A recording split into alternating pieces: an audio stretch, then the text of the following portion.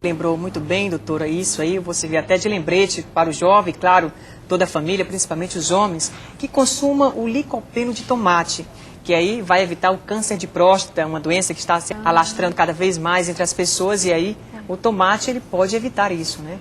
Até incentivar também a prevenção, né, aos homens, realmente que façam essa prevenção, não deixe realmente para prorrogar isso. É interessante tanto na alimentação como também os cuidados médicos, você está fazendo esse acompanhamento, né? Essa pergunta que eu vou fazer, tenho certeza que muitos jovens também estão querendo essa informação. Doutora, podemos dar aqui para o nosso telespectador algumas regras fácil de ser usadas para se ter uma boa alimentação, uma boa longevidade, ter uma, vamos dizer assim, procurar envelhecer e bem, melhor, evitar gorduras. Podemos dar algumas dicas assim, fácil de ser usadas na prática no nosso dia a dia? Com certeza. A palavra-chave para você ter uma longevidade, né, se sentir uma pessoa saudável, disposta, é realmente estar consumindo esses grupos de alimentos que nós mencionamos, os antioxidantes, os alimentos funcionais, que depois a gente poderia também estar falando bem detalhadamente sobre eles, né?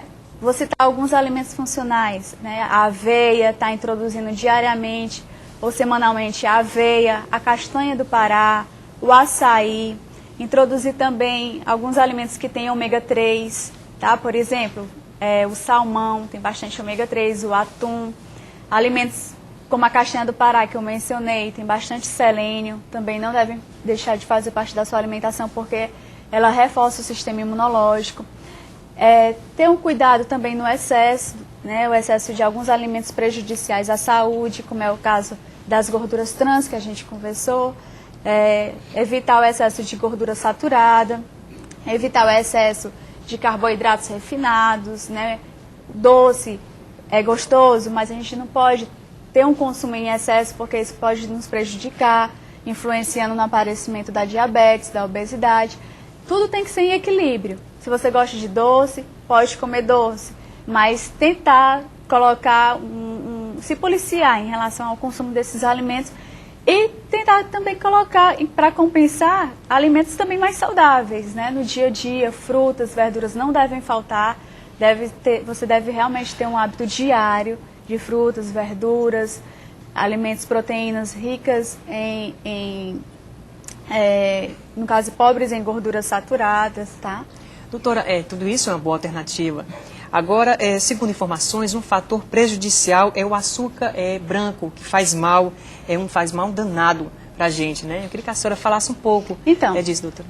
O açúcar branco, o açúcar refinado, ele, dependendo de como esteja a saúde do indivíduo, se a gente colocar de uma forma equilibrada na alimentação, ele não vai fazer mal, tá certo? Se você, por exemplo, consome, digamos, bastante frutas, bastante verduras, consome esse açúcar de uma forma equilibrada, ele não vai lhe prejudicar. Agora, se você exagera, isso já pode realmente lhe fazer mal, tá certo? Alguns indivíduos também podem ter diabetes. Aí sim, esse açúcar não é aconselhado. Me veio à mente agora. É importante também ler os rótulos dos alimentos, né, doutora? Claro. O rótulo, ele diz muito do alimento, né? Ele diz como é exatamente a composição desse alimento, a presença de cada nutriente. Então, você deve estar sempre olhando o rótulo do alimento e buscando aqueles alimentos que tenham um teor maior de vitaminas, minerais, proteína, carboidratos que sejam complexos. É muito interessante ter esse hábito de ler o rótulo dos Mas alimentos. Claro, sem dúvida. Doutora, e para o jovem, qualquer pessoa que queira se manter jovem, é importante evitar carnes gordas? Com certeza. Como eu falei, as carnes com excesso de gordura, né, principalmente gordura saturada, elas podem causar um malefício ao longo do tempo, né? Por exemplo, a aterosclerose, que é um problema, no caso, na artéria, né, nos vasos sanguíneos, entupimento. Então, o excesso de gordura realmente é prejudicial e a gente deve ter uma maior atenção.